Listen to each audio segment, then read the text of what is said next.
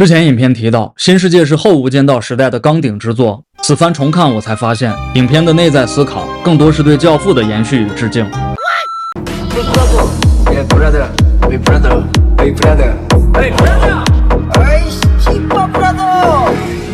嗨，各位好，欢迎来到我的频道，我是耶律律。韩国自1998年建立电影分级制度，此后多次迎来创作高潮，最著名莫过于《熔炉》《辩护人》这样的巅峰之作，既讨论历史，也改变现实。《釜山行》《寄生虫》更是蜚声世界。此外，还有个别影片敏感到都无法创建条目。没错，就是那部坦克车司机，就是那部出租车司机。本期这部《新世界》由朴勋正编导，李正宰、黄镇明、崔明植主演的电影，则是黑帮片中的佼佼者。在黑吃黑的本色之下，连警察也一黑到底，毫不留情。老规矩，这支影片我将用5个章节深入黑帮世界，瞧一瞧打打杀杀，也看一看人情世故。如果你是头回找到这个频道，请先点击订阅，码住备用。金门集团是韩国最大黑帮，并逐渐趋于合法化和商业化。会长石东初虽涉嫌逃税、贿赂和股价造假，但检察机关始终起诉无果，集团实力可见一斑。不料在某个雨夜，石东初寻欢归途，遭遇车祸不治身亡。金门三当家丁清出身华侨，本是众望所归的接班人，可老四李仲久也不是什么省油的灯。老会长一死，二人明争暗斗，为会长宝座拼个你死我活。金门内部权力虚空，让警方看到了重大契机。他们想通过安插数年的卧底，干预黑帮选举，从而控制金门集团。黑社会搞民主，搞什么不好？搞小圈子选举，像新吉那样，老爸传儿子就不用争不用吵咯。这个坐收渔利的计划名曰新世界，正是片名由来。李子成8年前受命江科长，成为一名警方卧底，6年前同丁清结识，此后他的黑道生涯可谓成就空前。双重身份让他不堪重负，妻子怀孕也使他萌生退意。他本以为扳倒石东初，卧底任务就能结束，但江科长却用警察身份要挟他，继续完成新世界计划。3年之后又3年，3年之后又3年，就快10年了，老大。警察本是正义的代名词，但这种过河拆桥的做法竟显下作与无能。后来他们用李子成提供的资料，成功离间丁清、李仲久，引起黑帮内部激烈火并。丁清死于这场内斗，却将衣钵传给了李子成。陈永仁曾对黄志成说：“我不想再做卧底了，再做2年我就成尖沙咀老大了。”李子成像是看过《无间道》一样，最后真就坐上了金门第一把交椅。《无间道》只在讨论正邪较量，而新世界的剧作难度则是关于人性剖析，展现在文本上便是如何让卧底活下来，并成功反水。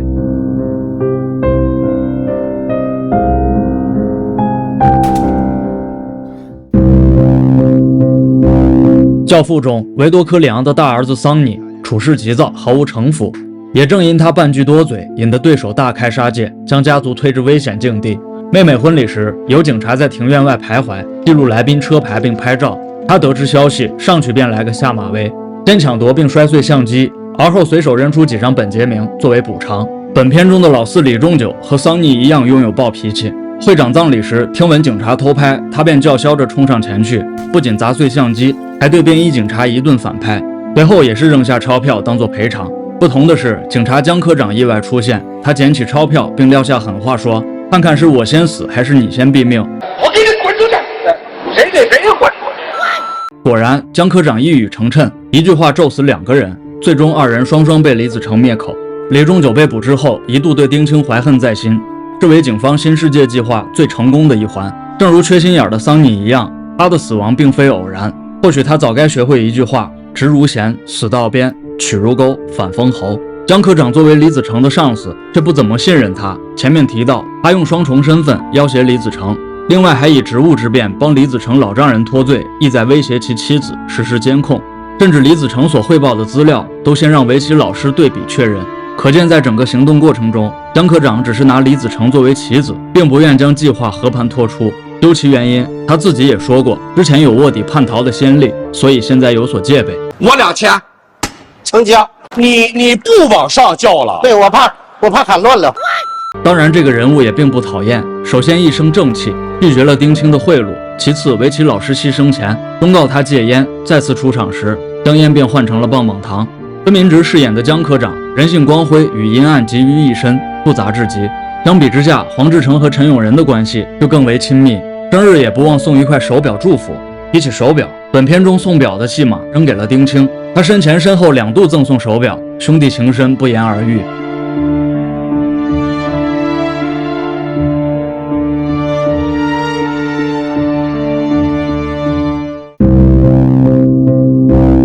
丁青是全片最为神秘的人物，也是最令人惋惜的角色。会长车祸入院，他回国走出机场，首次出镜，脚上却穿着一双一次性拖鞋，出门不穿鞋也就罢了，还一副3星快捷刚退房的架势，很难让人相信他是黑社会大佬。镜头也好像在开他玩笑，由脚丫子渐渐推到墨镜。李子成前来接机，对这位大哥一脸嫌弃，收到手表也立刻做出回应，直言不讳说那是山寨货。面对鄙视，丁青并不生气，他舍不得打李子成，便拽来小弟替其受罚。这么个不着四六的人物，内心却藏着一头猛兽。当他再次出国被江科长盘问，并得知李仲九被捕后，立刻猜到警方从中作梗，有意离间是帮会内斗，遂采取行动。首先让律师调查内鬼，并调来延边杀手备战；其次提前回国探望李仲九，再给江科长送月饼。可是事与愿违，李仲九怨气攻心，无药可救，江科长又正义凛然，油盐不进。维多科里昂的军师汤姆为了帮强尼争取男主角，先是到片场拜访制片人，收到拒绝和谩骂之后，他便给制片人开了个让其无法拒绝的条件。制片人从梦中惊醒，浑身是血，定睛一看，脚下一颗马头，正是他心爱的那匹汗血宝马。丁青做事自然也懂得先礼后兵，他看过内鬼资料之后，准备以非常手段扶金门于江请，挽狂澜于既倒。此外，从延边招来的厌世杀手也已经就位。在仓库清算警方卧底时，他递给李子成一叠资料，并当面手刃了小马仔15，就是替李子成挨巴掌那位。让人意外的是，资料中并没有出现李子成，可他依然被吓得双手颤抖，额头冒汗。丁青从黑客手中拿到卧底资料，明明已经知晓李子成的身份，但他并没有心生杀念，而是彻底删除了警局档案。这一举动乍看是逼其成为真正黑帮，但仔细回想情节会发现，他意在引导李子成摆脱任人操纵的困境。不得不佩服黄振明判若两人的表演，以及蹩脚的普通话，为丁青这个古惑仔增加了许多喜感和共情。通篇看下来，我甚至学会了一句韩语，至今还用来宣泄日常的不爽和愤怒。哎，西巴布拉多！电影开篇，李子成正在审问一名内鬼，虽然无法辨别内鬼真伪，但还是毫不留情将其沉尸海底。显然，卧底手上不沾血，只是《无间道》系列的一厢情愿。新世界一开始便与之做了区分，并不是说谁高谁低，只是讨论的命题不同罢了。片中黑帮杀人的方式独树一帜，不免让人心头一震，嘴里灌满水泥，再装进铁桶投海。相比美国黑帮的就地火化，有过之而无不及。正是这种极端的生存环境，让李子成面临每一次绝境都显得异常真实。毕竟这一秒他扮演暴力输出者，下一秒就可能成为暴力承受者。还记得仓库肃清内鬼的场景，当杀手准备折磨为其老师的时候，李子成果断拔枪结束了他。这一举动帮他走出困境，但也因为枪杀同袍彻底断送了正义之路。在《无间道》里，刘建明精神分裂时说，我的工作就是出卖身边的人。可见卧底的工作流程大概是获取信任，然后出卖信任。若是做得足够出色，还能在敌我之间贩卖信任。可对李子成来说，他贩卖着丁青的信任，却得不到上司的信任，这或许让他对信任本身产生了怀疑，到底该不该拿它来贩卖？你这是没看清社会的潮流。你看看现在那些围观的人，嘴上都是主业，那心里全是生意。丁青在弥留之际说道，如果有1000万分之一的可能，我活了下来，你怎么办？心要狠一点，这样才能活下去。也正是这几句遗言，最终救了李子成一命。此间兄弟交谈，丁青将李子成变成下一个自己，表面平静如水，内心却波涛汹涌。李子成对操盘手深恶痛绝，却从未自觉采取行动。他也并非主动反水，只是在绝境中求得一丝生机。人物从头到尾身处险境，在最后一刻绝地反击，观众突然发现，原来人性如此柔韧。我想，这正是影片成功的原因之一。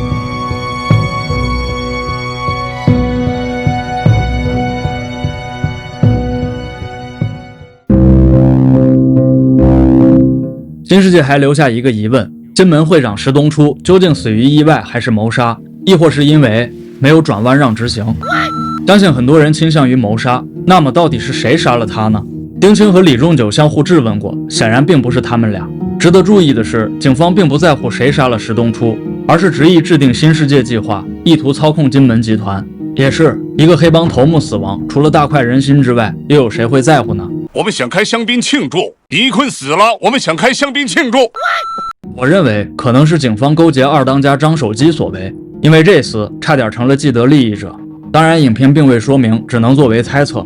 讲到这儿，若说李子成是棋子，丁青和李仲九又何尝不是？江科长想掌握大局，但早已被高层告知后果自负，显然也是大人物的棋子。棋子与棋子之间的博弈，很难说谁有出路。之前影片提到，《新世界》是后无间道时代的纲鼎之作，此番重看我才发现，除了卧底形式相似之外，影片的内在思考更多是对《教父》的延续与致敬。拿两部影片结尾来说，李子成出门参加会长竞选一段，和麦克科里昂参加小外甥洗礼时如出一辙。平行蒙太奇告诉观众，所有对手和知情人全部被铲除，我绝不当傻瓜，让大人物在幕后操纵我。这句话来自老教父维多科里昂在暮年对儿子麦克的忠告。那场交谈表面看是父子情深，但镜头使用和画面占比恰似新老教父的交接仪式。这个世界背后潜藏的逻辑，让一个嗓音低沉的老人一语道尽。如果稍加翻译，便是人生在世无非两种境遇：操纵他人或被他人操纵。在黑手党活跃的黑帮世界里，这句话仿佛至理名言，教导着一代又一代枭雄。新世界更像他的注脚，使得主人公李子成在操纵与被操纵之间做出抉择，最终才逃出升天。之所以叫逃出升天，因为并不存在其他选项，如果非说有，那只能是死亡。